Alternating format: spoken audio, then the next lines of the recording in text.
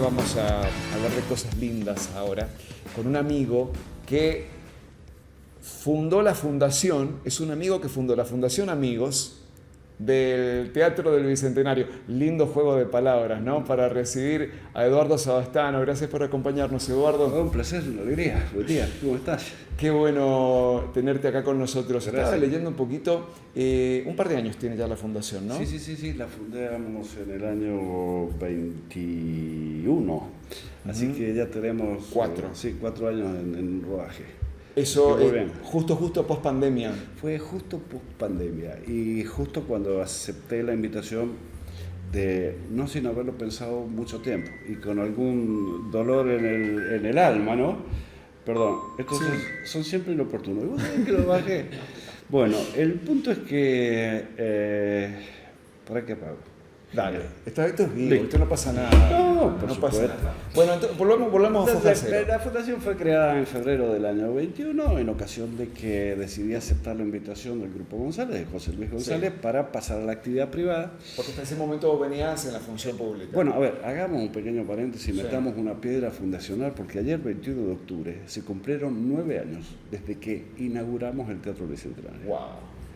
Así que estamos en las vísperas de la primera década, claro, que va a ser el año que viene, por supuesto. Así que ayer, hace 9 años, abríamos con todo un equipo minúsculo, muy eficiente, muy comprometido, entre los que se encontraba Silvana Moreno, la actual directora, que en ese momento era directora artística, Andrea Herrera en comunicación, Sergio Manganello en mercadotecnia y demás.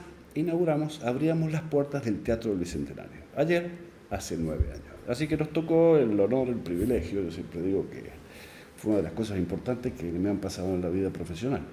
Que una ciudad construya un nuevo teatro de esas características es una cosa rara en el mundo. Y que uno tenga la posibilidad de ponerle la llave y ponerlo en marcha y armar su equipo de trabajo, su programación, abrirlo a la comunidad y hacerlo querido para la comunidad artística y para la comunidad en general, es un gran desafío. Así que eternamente agradecido. Estuve 4 años en la dirección general. Cuando paso de la actividad del teatro al sector privado, por amor y compromiso, le dije al gobernador Ullá que en ese momento quiero hacer una fundación, y el Teatro del Bicentenario ya tuvo su etapa de startup, de puesta en marcha. Ahora viene una etapa de consolidación y después habrá que cambiar el paradigma, como pasa siempre. Por supuesto. Y en esta etapa de consolidación, el teatro necesita lo que tienen los grandes teatros del mundo. Lo tiene el Colón, lo tiene la Ópera de París, lo tiene la Deutsche Staatsoper en Viena, que es una fundación.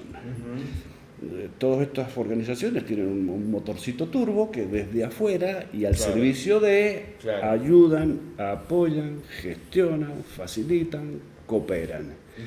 Y así nació la Fundación Amigos del Teatro Bicentenario, que tiene un solo objetivo, que es trabajar en beneficio de los programas de formación y artísticos del Teatro Bicentenario. Así que, ¿qué hago yo en mi condición de presidente y fundador? Me pongo en contacto con la directora general y pregunto, ¿qué necesitas, Silvana? ¿Qué necesita el teatro en sus programas de formación y en su programación artística? Y de esa manera, lo quise apagar, pero no funciona. No es la desobediencia tecnológica. Bueno. Entonces, vos le preguntás a Silvana Moreno, ¿qué te hace falta? ¿Y qué te pide Silvana? Bueno, generalmente lo que hacemos es trabajar fundamentalmente en eso, en formación y en la programación. ¿Qué es formación? A ver, ¿qué hicimos en estos años? Trabajamos, por ejemplo, con programas de formación con el Fondo Nacional de las Artes y programas de danza que llevaba adelante en el teatro Victoria Balanza. Luego trabajamos en un programa de formación que fue el año final de un programa que duró 3 años, con un convenio que hicimos con la Universidad de Indiana en Bloomington, con la famosísima Jacobs School of Music, para un programa de formación para estudiantes de violín, viola, cello. Además incluimos jazz, bass y jazz guitar, para abrir el teatro no solamente a la música más secular, sino académicamente volcarnos al jazz y al tratamiento popular de la guitarra y el bajo, habiendo tantos chicos y tantas personas, tantos músicos en San Juan. Después hemos participado con la Fundación apoyando óperas para la familia como Pinocchio, que se hizo el año pasado, El Principito, y ya estamos trabajando para el próximo año, articulando también la parte de la programación que el teatro incluirá en su 10º aniversario. Entonces, básicamente, formación y la programación artística.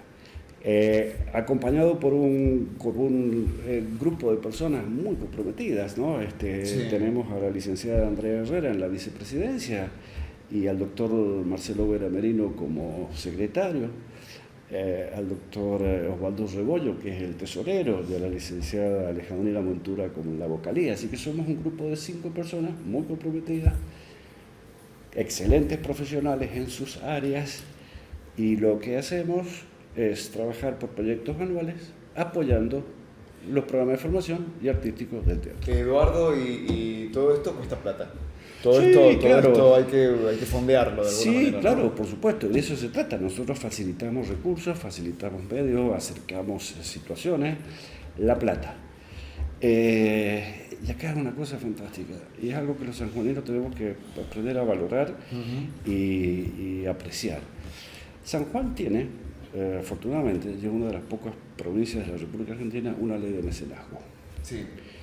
La ley de mecenazgo fue el resultado de muchísimos años de trabajo de mucha gente, y que tuvo su gran momento de entendimiento pleno durante la convocatoria que se hizo desde el gobierno de San Juan durante la pandemia, en aquel famoso Acuerdo San Juan. Me acuerdo. Ahí se armaron 12 o 14 mesas de trabajo, sí. Pudimos participar 2 o 3 de ellas, probablemente en la mesa de cultura, y ahí en la mesa de cultura pudimos, con otro grupo de personas, explicar y poner en estado prioritario la situación y la necesidad de que San Juan tuviera una ley de mecenazgo cultural.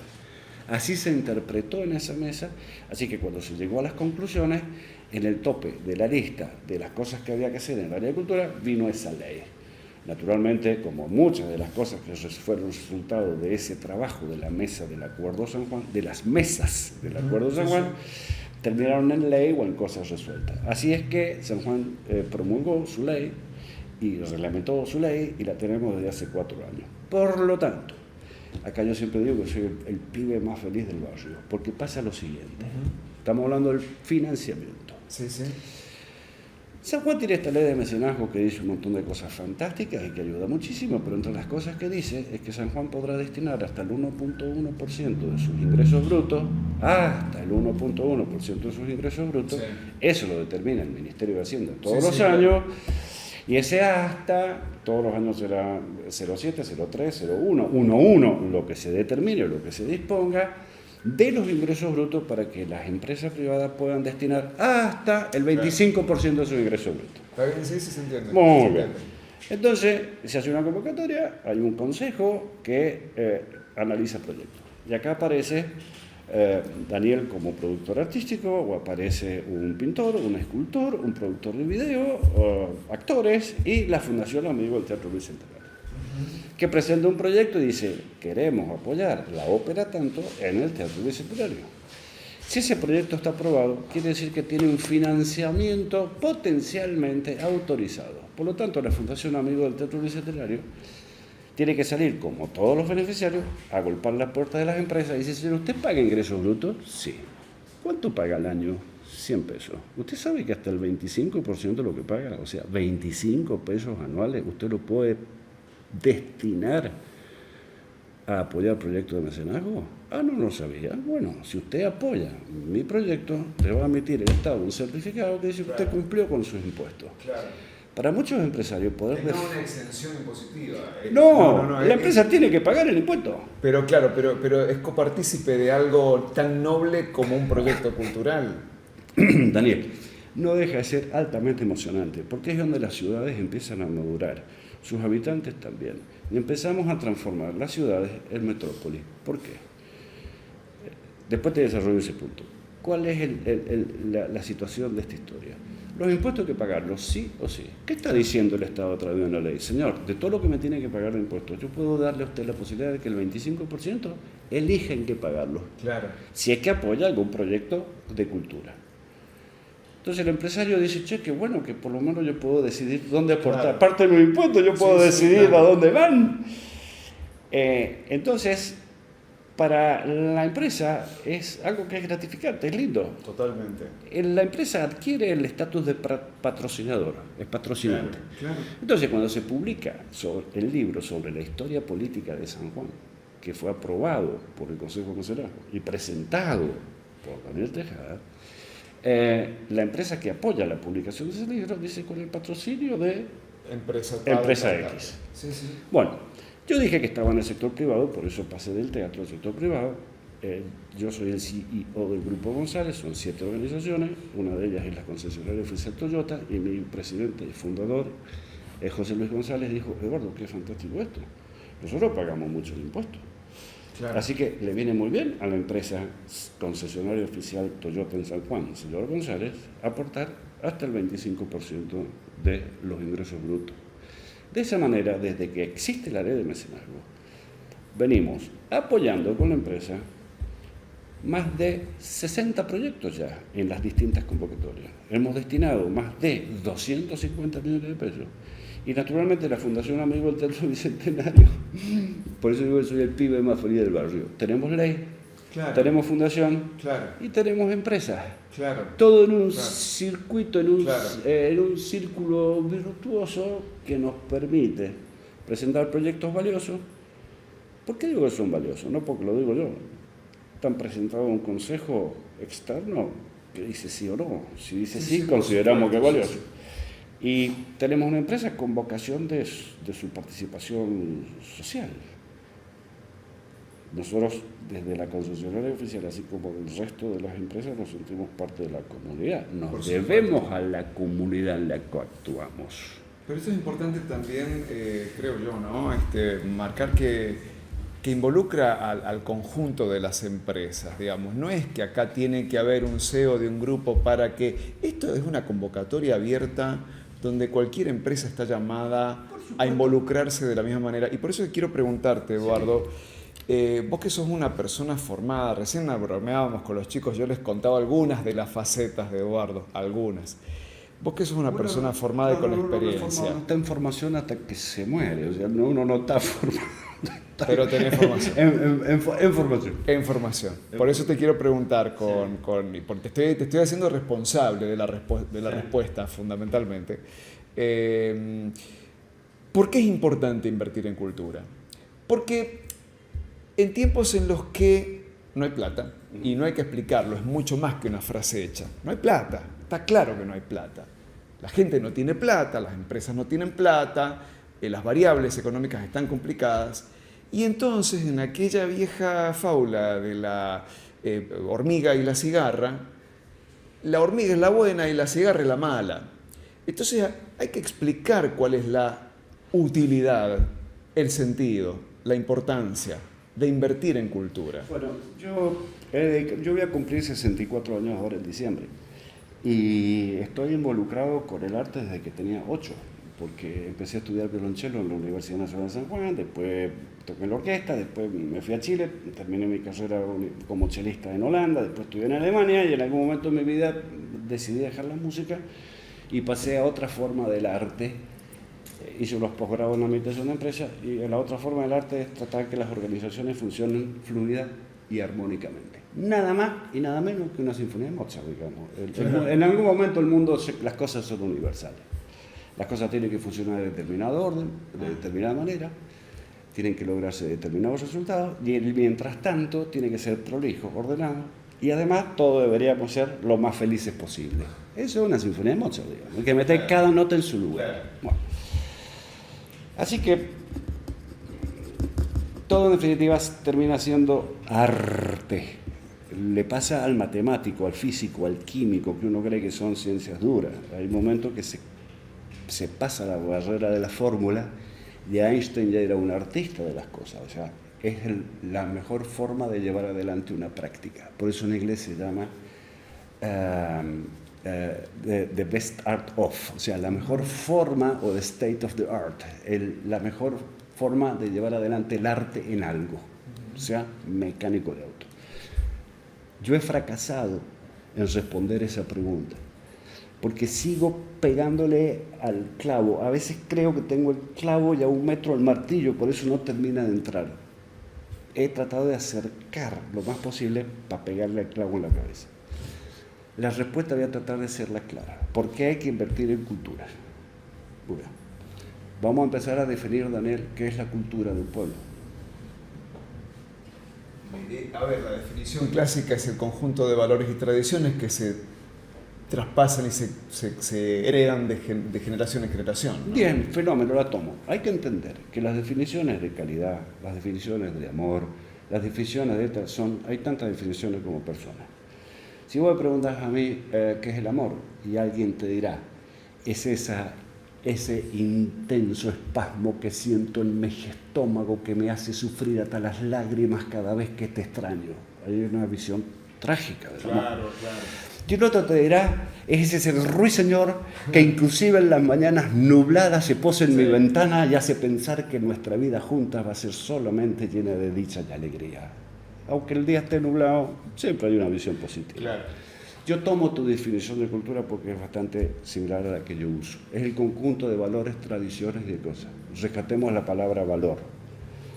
Cuando yo te pregunto, che, hagamos tal cosa, y vos me decís, no se puede. Y vos me decís, yo te digo, che, pero los alemanes, los japoneses lo hicieron. Vos me decís, son otra cultura. ¿Qué te estoy diciendo? ¿Que los alemanes, los ingenieros alemanes saben más de Beethoven o de Kandinsky que vos? ¿O que los japoneses saben más de Mozart o del Martín Fierro que vos?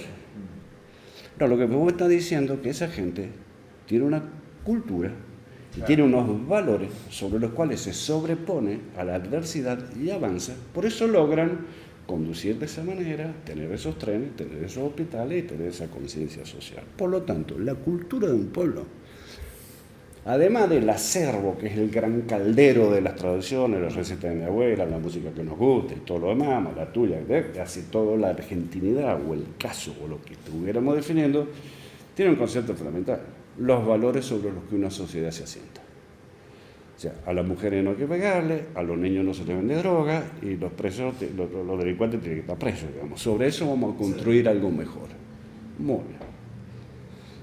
Ahora, la cultura, el arte, y ahí es donde viene la sintonía fina que hay que hacer, sobre todo cuando hablo con gente que está trabajando en la cultura.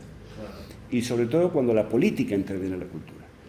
La política, cuando interviene en la cultura, cree que desarrollar la cultura es hacer un concierto, un recital o colgar un cuadro. Eso se llama arte, señores. El arte es importantísimo, es uno de un condimento más de este gran guiso que es la cultura del pueblo.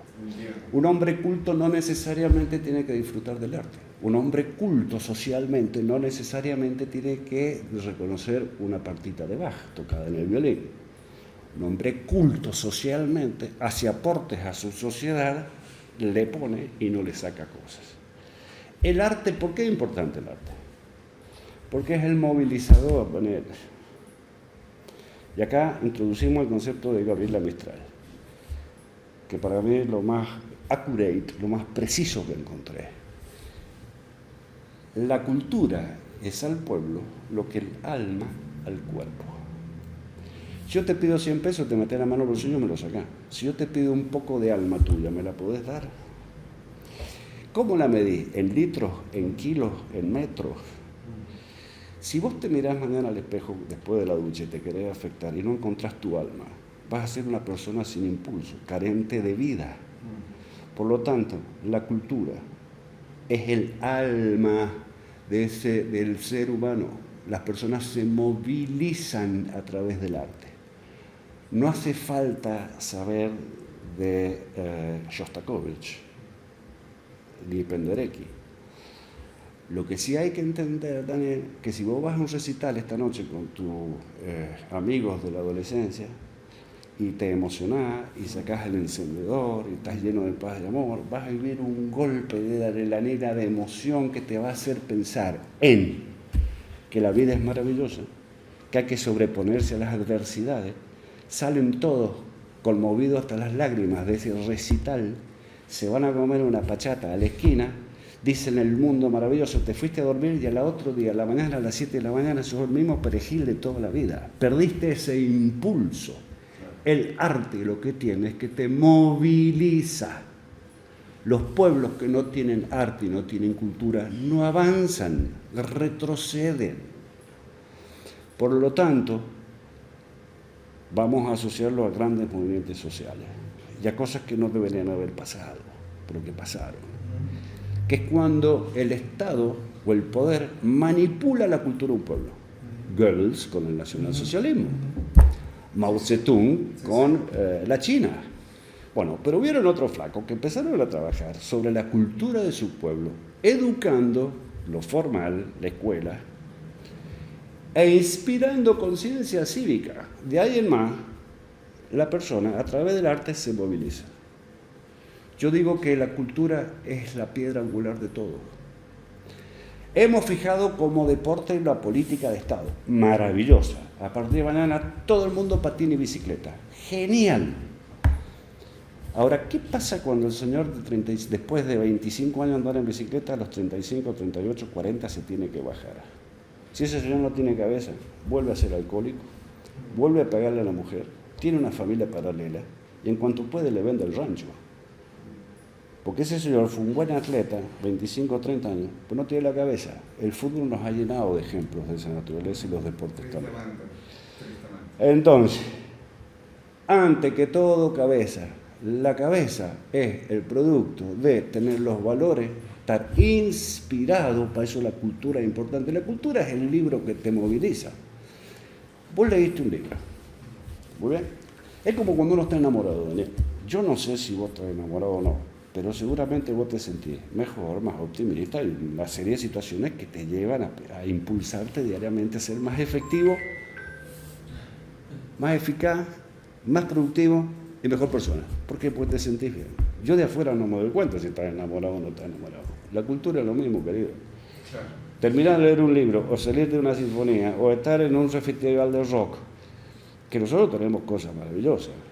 Sí, absolutamente. A ver, nosotros los argentinos tenemos el privilegio de haber tenido una cultura popular a través de la música, sobre todo, sí. En distintas maneras, de un altísimo nivel cultural e intelectual. Sí. No es el fenómeno actual, ni acá ni en el mundo. No. O sea, no se hace cultura con A, B, C. Pero nosotros que somos de la generación de Flaco Spinetta, de Charlie, que yo, alta literatura, alta música y un aporte de la hostia a la vida de las personas. Es un placer enorme poder hablar de estas cosas a otro tiempo, con otro ritmo, cuando la realidad nos corre y demás. Bueno, reencontrarnos con esta profundidad de diálogo tiene que ver con eso, ¿no? Tiene que ver con reencontrarnos con la esencia misma, con lo que nos define como seres humanos. Muchas gracias por acompañarnos. Nos ha quedado pendientes y no sé si hay alguna posibilidad de colaborar o hay voluntariado. Sí, bueno, eso es muy importante. En el estatuto nuestro existe la categoría de adherente. Hay gente que se puede... me gustó lo de apoyar el teatro y los programas de formación a través de cómo me sumo, cómo...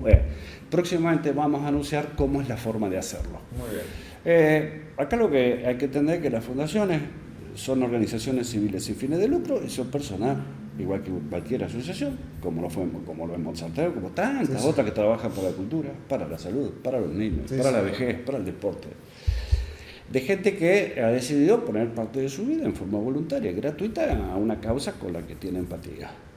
Bueno, yo lo que quiero decir es, sí, va a haber forma de cooperar, ya lo anunciaremos en su momento, y segundo, yo siempre anuncio a la sociedad civil, a nosotros, que es lo que te guste, pero un tiempito, 5 minutos, 5 pesitos, 5 llamadas de teléfono, siempre para la comunidad en la que uno vive y en forma desinteresada hay que hacer. Esa es la forma en que las sociedades avanzan, digamos, con el compromiso de cada uno de sus habitantes. Muchas gracias, Eduardo. Adiós, hasta siempre. Un placer enorme. Gracias. Eduardo Sabastano, como presidente de la Fundación Amigos del Teatro del Bicentenario.